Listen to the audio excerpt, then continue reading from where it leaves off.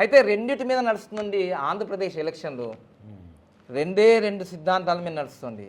ఎందుకంటే ఇప్పుడు జనాల్లో ఒక థాట్ ఏమొచ్చిందంటే సంక్షేమం సంక్షేమం సంక్షేమం సంక్షేమం అని ఒక టాపిక్ మీద వెళ్ళిపోయింది. అయితే సంక్షేమం వల్లే మంచిదే జరుగుతుంది పేదవాళ్ళకి, కానీ అభివృద్ధి జీరో అయిపోయిన తర్వాత ఎంప్లాయ్మెంట్ కూడా లేదా కాదు. ఇప్పుడు టాపిక్ ఏంటిదంటే సంక్షేమం అనేది మంచిదే, నువ్వు అన్ని ఫ్రీగా ఇస్తున్నావు, చాలా మంచిదే. కానీ అన్ని ఫ్రీ ఇచ్చినప్పుడు మనిషి పని చేయడు కదా. పని చేయకపోతే క్రియేటివిటీ చచ్చిపోతుంది కదా. క్రియేటివిటీ చచ్చిపోతే మానవ శరీరంలో ఉన్న సోమరి అది పైకి వస్తుంది. ఇంకా ఎన్ని రోజులు పోషించాలి? దీనివల్ల డెవలప్మెంట్ ఆగిపోతుంది. సో దీనివల్ల రేపు పూర్వం ఎట్లా ఉన్నాయంటే శ్రీలంక, వెనిజులా ఇవన్నీ ఏమైనాయి? రోడ్డు మీద పడ్డాయండి ఇవన్నీ. సో ఎప్పుడైతే ఇప్పుడు ఏబీ ప్రజలు ఒకటి దృష్టి పెట్టుకున్నారు ఏంటిదంటే